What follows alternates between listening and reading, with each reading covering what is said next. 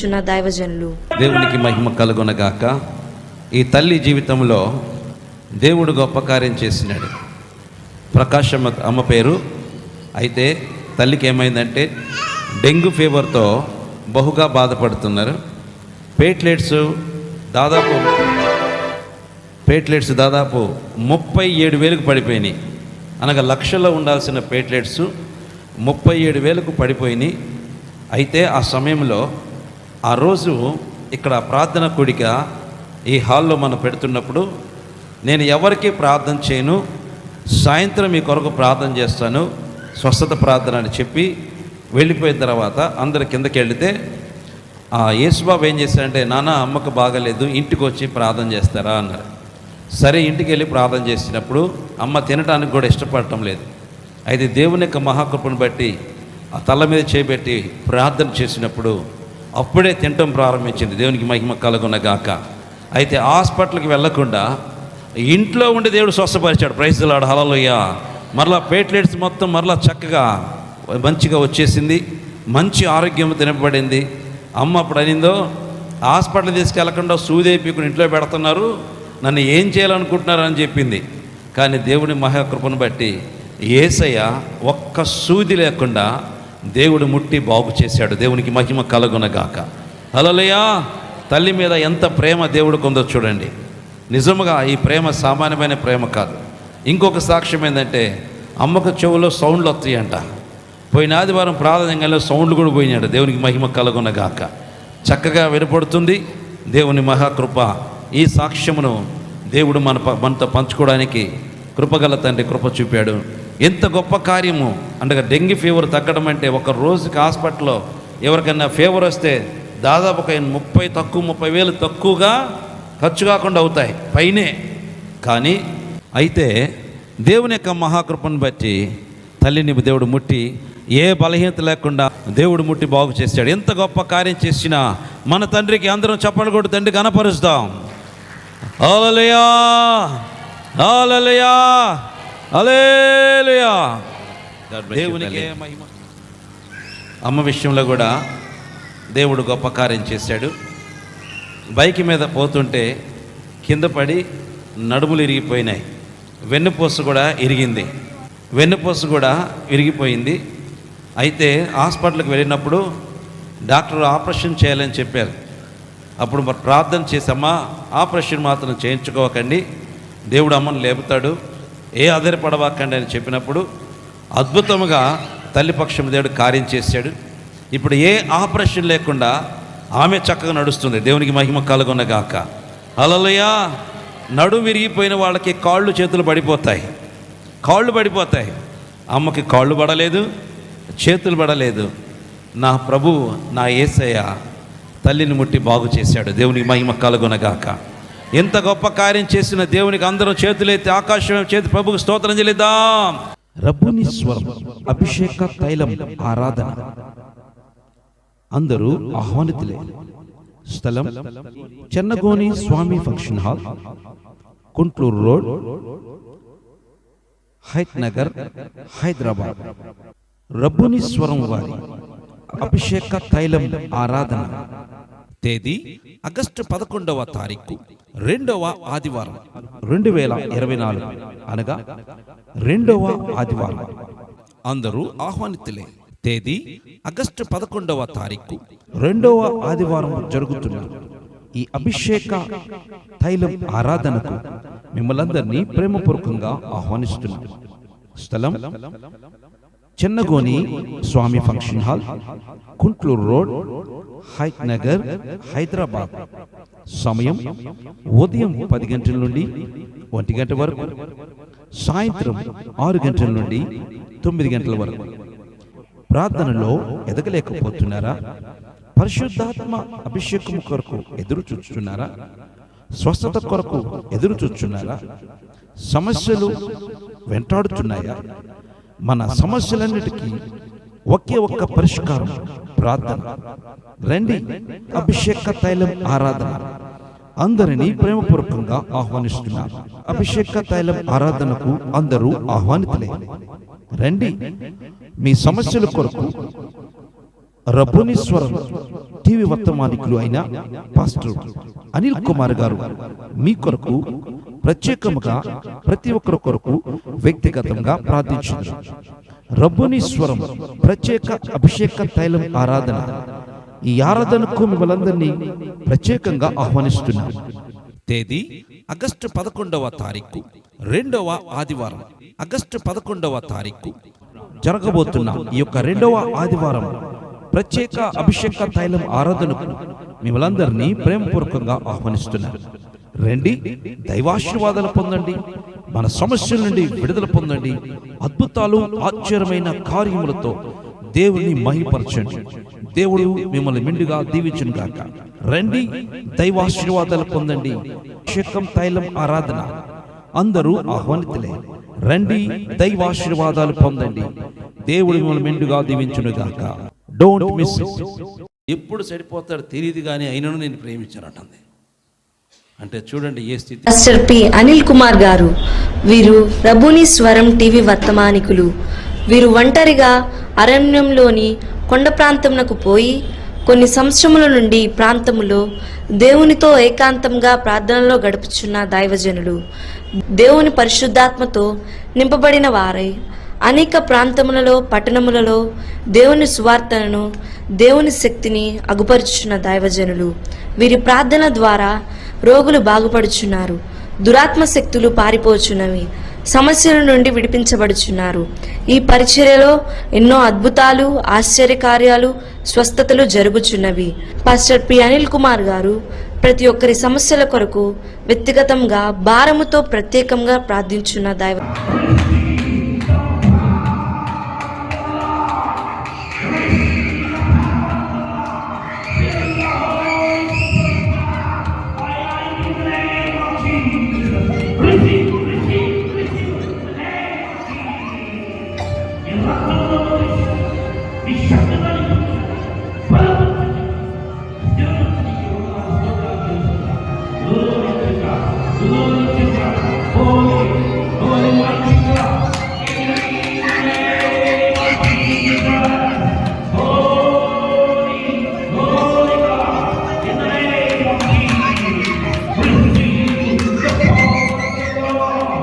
Praise the Lord. మన మధ్యలో ఇప్పుడు శైలి గారు ఉన్నారు. ఆంటీని అడిగి ఆంటీ పొందుకున్న స్వస్థతలు ఏంటి అనేది మనం తెలుసుకుందాం. Praise the Lord aunty. Praise the Lord అమ్మా. ఈరోజు అభిషేక ఆరాధనలో మీరు పొందుకున్న స్వస్థత గురించి చెప్తారు. అవును, దేవునికి స్తోత్రము. నేను 2 days నుంచి బాడీ పెయిన్స్తోనే, కాళ్ళు వాపుతోనే నడవలేక స్థితిలో ఉంటున్నాను. అయినాను సరే ఆశ కలిగి వచ్చాను, మార్నింగ్ కూడా ఈవినింగ్ కూడా. అయితే మధ్యాహ్నం ప్రే చేసుకుని, దేవా నాకు ముట్టండి, నాకు ఏ బలహీనత లేకుండా నాకు మంచి ఆరోగ్యం కావాలని నేను ఆశపడి వచ్చాను. అదే రీతిగా దేవుడు ఆ హస్తం ద్వారా నన్ను ముట్టి ఒక బలమైన వెలుగు, ఒక శక్తి నాలో వచ్చి నా బాడీ బరువు అంతా ఒకటి ఏదో వెళ్ళిపోయిందన్న తేలికగా అప్పటిదప్పుడు నాకు రిలీఫ్, ఒక సంతోషం, ఉల్లాసం నాలో ఉంది. దేవుడు చేసిన ఈ కార్యానికే దేవునికే మహిమ, ఘనత, ప్రభావం, ఆయనకే స్తోత్రం. Praise the lord. రబ్బునీశ్వరం అభిషేక తైలం ఆరాధన అందరూ ఆహ్వానితులే. స్థలం Chennagoni Swamy function hall, Kuntloor road, Hayath Nagar, Hyderabad.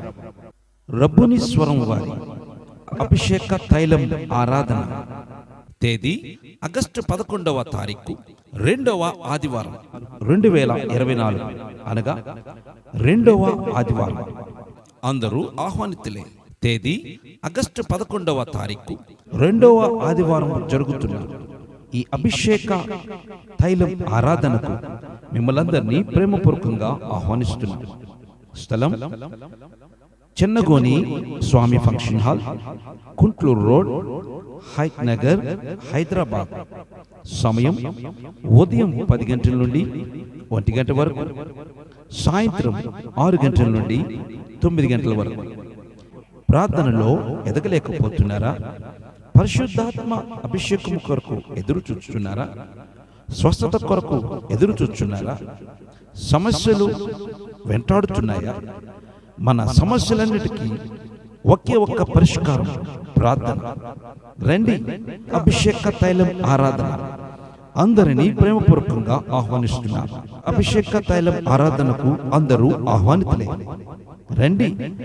మీ సమస్యల కొరకు రబ్బుని స్వరం టీవీ వర్తమానికులు అయిన పాస్టర్ అనిల్ కుమార్ గారు మీ కొరకు ప్రత్యేకముగా ప్రతి ఒక్కరి కొరకు వ్యక్తిగతంగా ప్రార్థించారు. రబ్బుని స్వరం ప్రత్యేక అభిషేక తైలం ఆరాధన. ఈ ఆరాధనకు మిమ్మల్ందరినీ ప్రత్యేకంగా ఆహ్వానిస్తున్నారు. తేదీ ఆగస్టు 11వ తారీఖు, 2వ ఆదివారం. ఆగస్టు 11వ తారీఖు జరగబోతున్న ఈ యొక్క 2వ ఆదివారం ప్రత్యేక అభిషేక తైలం ఆరాధనకు మిమ్మల్ందరినీ ప్రేమపూర్వకంగా ఆహ్వానిస్తున్నారు. రండి, దైవాశీర్వాదాలు పొందండి, మన సమస్యల నుండి విడుదల పొందండి, అద్భుతాలు ఆశ్చర్యమైన కార్యములతో దేవుని మహిమపరచండి. దేవుడు మిమ్మల్ని మెండుగా దీవించును గాక. రండి, దైవాశీర్వాదాలు పొందండి. అభిషేకం తైలం ఆరాధన అందరూ ఆహ్వానితులే. రండి, దైవాశీర్వాదాలు పొందండి. దేవుడు మిమ్మల్ని మెండుగా దీవించును గాక. Don't miss it. నా పేరు బి పద్మమ్మ. అయితే అయ్యగారి వాక్యం విని మళ్ళా ఫోన్ చేసిన, కలువరి ఛానల్లో వస్తుంటే చూస్తూ ఉంటా, అప్పుడప్పుడు చూస్తూ ఉంటా. అయ్యగారు వాక్యము బాగుంది. కోయ ప్రాంతం, సెన్సుల రాజ్యము, కొండల ప్రాంతము పోయి సేవ చేస్తూ ఉంటారు అని నాకు పేరేకులు వచ్చే, అయ్యగారు ప్రార్థన చేయండి నా కోసము, కిడ్నీలలో రాళ్ళు ఉన్నాయి, కడుపులో విపరీతంగా నొప్పి వస్తున్నది అని ప్రార్థన చేయమని అయ్యగారిని కోరినాను. ఆ కోరంగానే అయ్యగారు ప్రార్థన చేసిండు. ప్రార్థన చేసినాక 2 రోజులు తెల్లారి ఆ రోజే పోయింది నొప్పి. కిడ్నీలో రాళ్ళు ఉన్నాయి, మరి రాళ్ళు పోయినాయో లేదో నాకు తెలియదు. దేవునికి వందనాలు. మరి కడుపులో నొప్పి అయితే నొప్పి పోయింది. మళ్ళీ తెల్లారి కడుపులో నొప్పి వస్తలేదు. ఇది దేవుడే ముట్టిండు. అయ్యగారి ప్రార్థన వల్ల దేవునికి స్తోత్రము, ఆ అయ్యగారికి వందనాలు. ఈ చిన్న సాక్ష్యము దేవుడు దీవించునుగాక. ఆమేన్. In the name of Jesus, Holy Spirit, I release the power. Take control in the name of Jesus. I release the power of the Lord. Receive your mantle in the name of Jesus. Heal in the name of Jesus. You are going to do this. You should do this.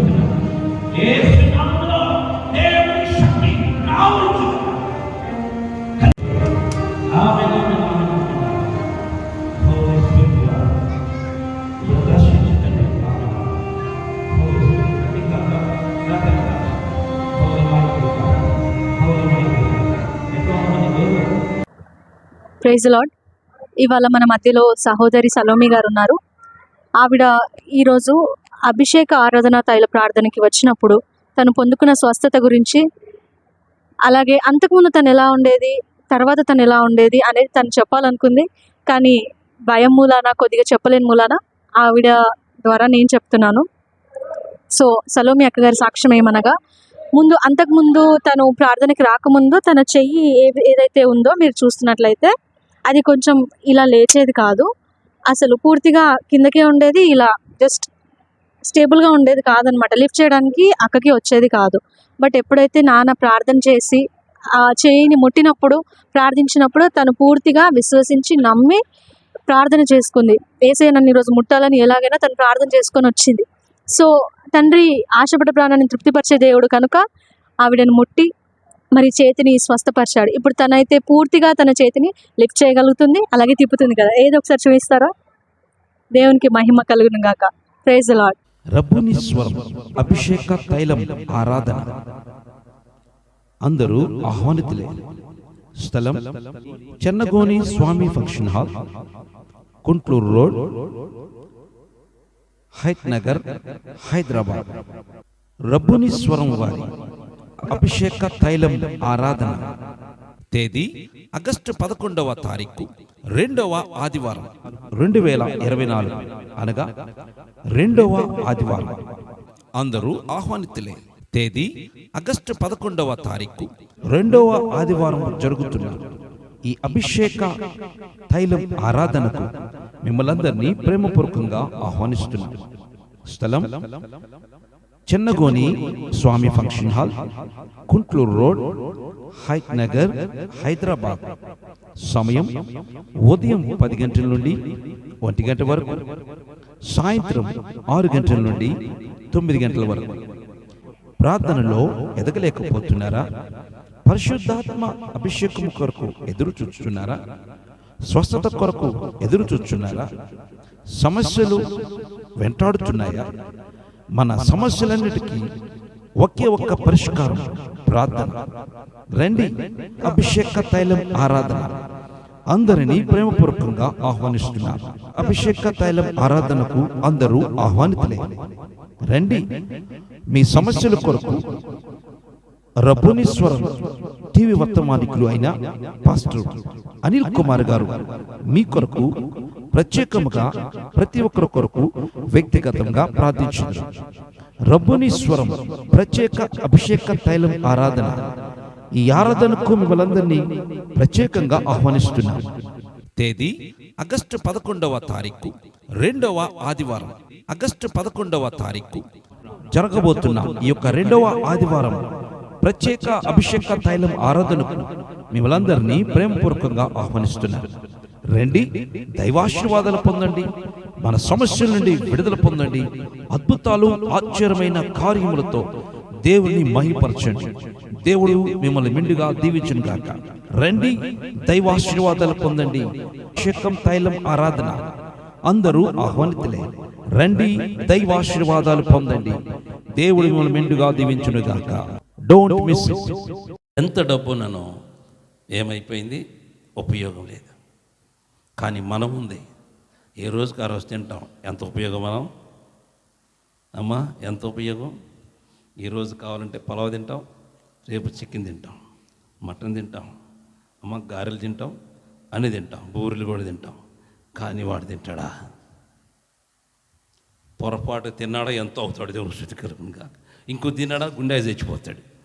అంటే చూడండి, అన్ని కోట్లను ఉపయోగం ఏంటరా? ఉపయోగమైన. అందుకే దేవుడు చెప్పినాడు, తగ్గు మాత్రం నీకుంటే చాలు, దేవునికి మహిమ కలుగున గాక. ఇవన్నీ దేవుడు ఎందుకు ఇస్తాడో తెలుసా? నీవు పరిశుద్ధంగా ఆయన కొరకు బ్రతకమని. దాని మీదే మనసు పెట్టుకొని కాదు బ్రతకమని కాదు దేవుడు చెప్పేది. పరిశుద్ధంగా బ్రతకమని దేవుని యొక్క ఉద్దేశమై ఉన్నది. కల్పనా కథల వైపు పోవద్దు, సాతాను మాటలు వినొద్దు, లోక సంబంధమైన వాటి మీద వినొద్దు. దేవునికి ఏది చెప్పాడో దాన్ని చెయ్యి. దేవునికి ఏది తెలియజేస్తాడో దాన్ని చెయ్యి. దేవునికి ఏది చూపిస్తాడో అదే చెయ్యి. వేరే చేయొద్దు. వేరే దాంట్లో నీకు సంతోషం, ఆనందం ఉండదు. అవమ్మగారులాగా మనం ప్రవర్తిస్తున్నాం. ఇప్పుడు కూడా దేవునికి స్తుతి కలుగును గాక. అవమ్మగారులాగా ప్రవర్తిస్తున్నాం. అవమ్మ ఏ విధంగా ఆ చూపులకు ఆకర్షణంగా రమ్యముగా ఉన్నదో, ఆ చక్కని మాటల వైపు మనసు కలిగి బ్రతికింది. అందుకే నాశనం తెచ్చుకుంది. మనం కూడా అదే తెచ్చుకుంటున్నాం. మనం కూడా అదే కార్యాలు చేస్తున్నాం. మనం కూడా అదే పనులు చేస్తున్నాం. ఓగో ఇట్లయితే బాగుంటుంది, అట్లయితే బాగుంటుంది, ఇది బాగుంటుంది, అది బాగుంటుంది అని కళ్ళగంటున్నాం. కానీ నా పట్ల దేవుని చిత్తమై ఏముందో నేను దాని ప్రకారం బతకాలని ఆశపడటంలా. ఇది అవసరం. కలల కాదు కనాల్సింది, దేవుని చిత్తము నెరవేర్చడం కొరకు ఆశతో ఎదురు చూడాల. దేవునికి మహిమ కలుగునగాక. అది ఎటువంటిదైనను దాంట్లో సంతోషము యుగయుగాలు ఉండిపోతుంది. అది ముఖ్యం. మన ఆలోచనలు తగినట్టుగా నడుచుకోవద్దు. ఇవి ఆలోచన తగినట్టుగా నడుచుకున్నారు, ప్యారిస్ మొత్తం ఊడ్చుకుపోయింది. అందుకే జాగ్రత్త. మనం ఆ పనులు చేయొద్దు. దేవుని చిత్తం ఏమైందో దాన్ని తెలుసుకొని దాని ప్రకారం బ్రతకాల. పరిశుద్ధాత్మ దేవుడు మన మధ్య సంచరిస్తున్న సంగతి ఎప్పుడు మర్చిపోవద్దు. నువ్వు ఆయనతో ఉన్న సంగతి మర్చిపోవద్దు. నిన్ను నన్ను ఆయన చూస్తున్న సంగతి మర్చిపోవద్దు. ఆయన నిత్యము మనతో ఉన్న సంగతి, మనని కాచి కాపాడుతున్న సంగతిని మర్చిపోవద్దు. ఎందుకు ఈ మాట చెప్తున్నానంటే, ఆయన మన మీద ఆవరించి ఉన్నాడు కాబట్టి మనము తప్పించుకోలేము. దేవుని స్తుతి కలుగునగాక. హల్లెలూయా. మనం తప్పించుకోలేము. ఏమి చేసినా దొరికిపోతాం రా. ఏమి చేసినా దొరికిపోతాం.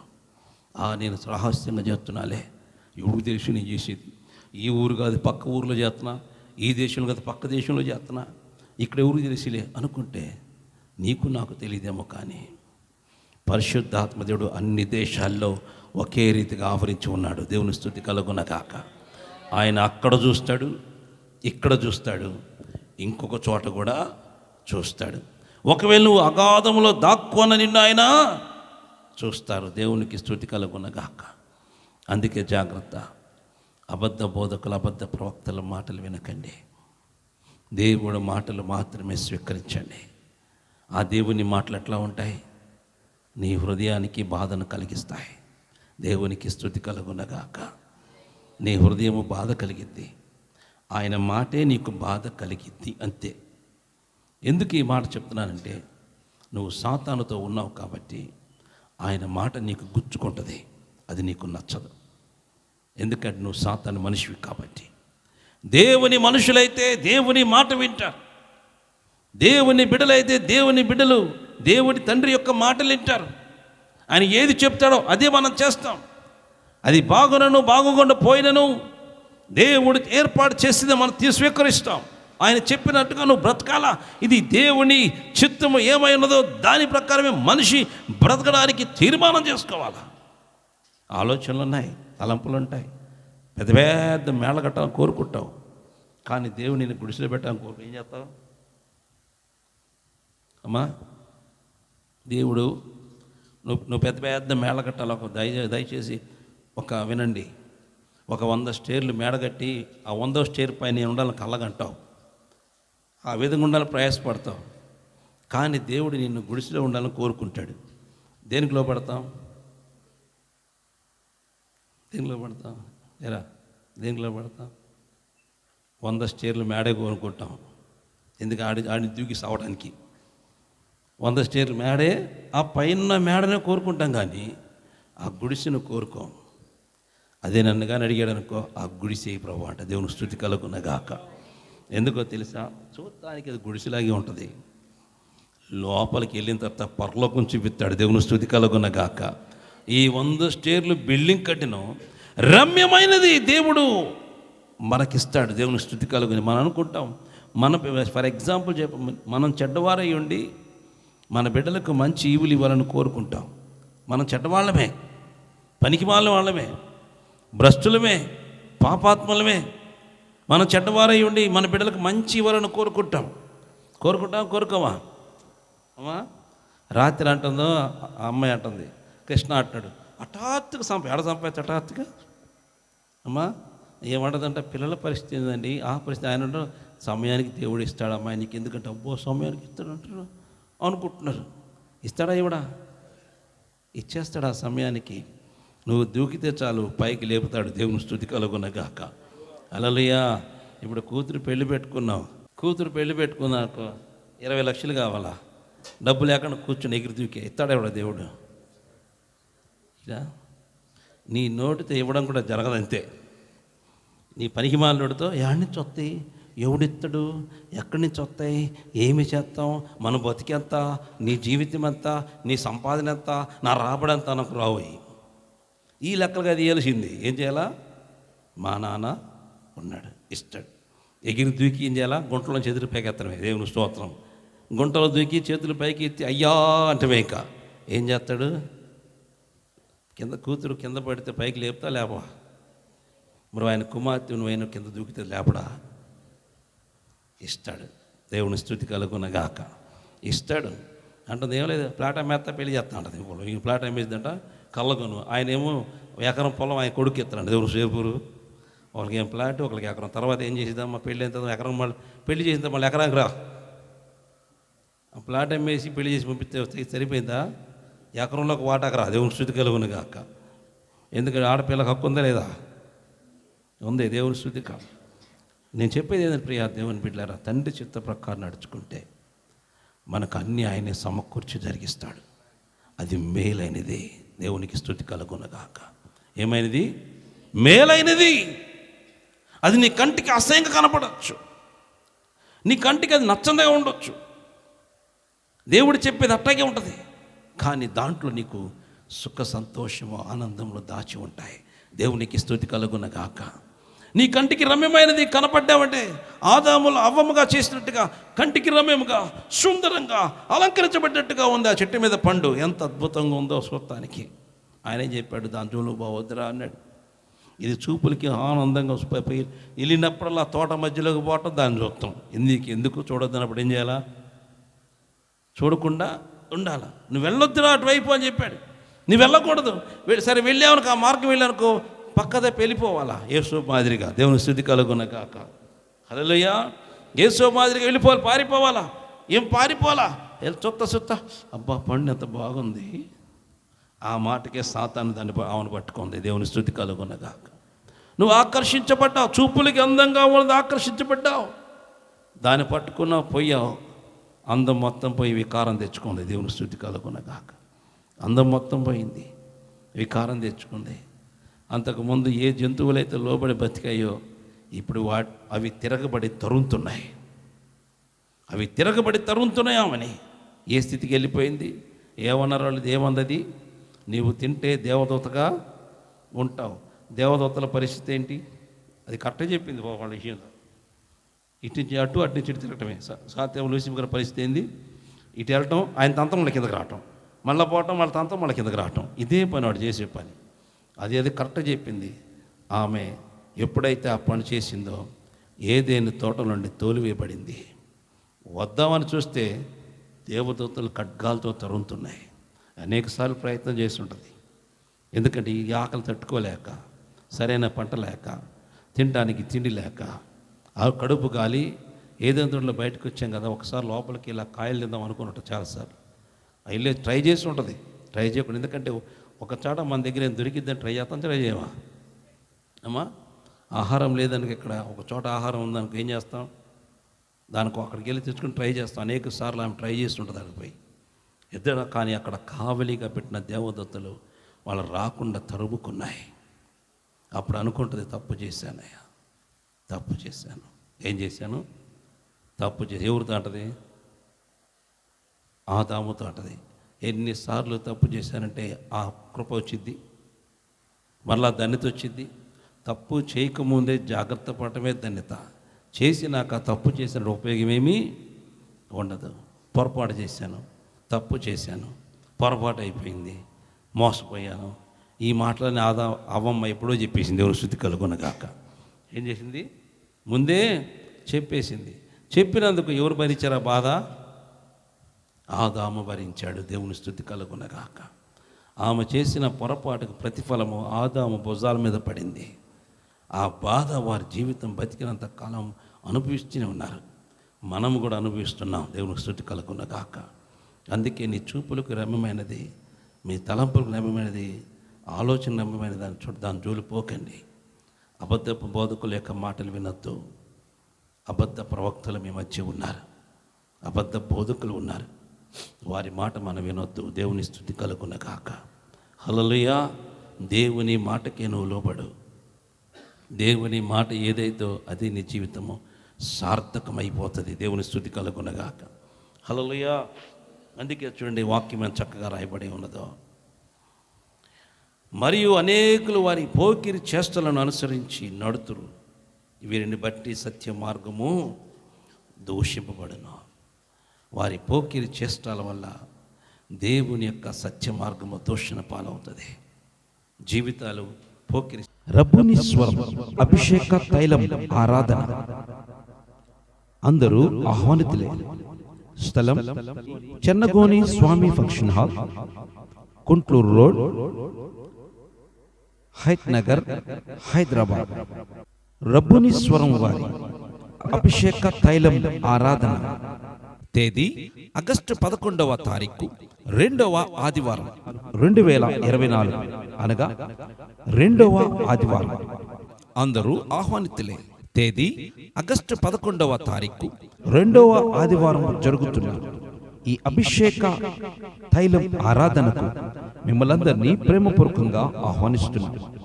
స్థలం Chennagoni Swamy function hall, Kuntloor road, Hayath Nagar, Hyderabad. సమయం ఉదయం 10 గంటల నుండి 1 గంట వరకు, సాయంత్రం 6 గంటల నుండి 9 గంటల వరకు. ప్రార్థనలో ఎదగలేకపోతున్నారా? పరిశుద్ధాత్మ అభిషేకం కొరకు ఎదురు చూస్తున్నారా?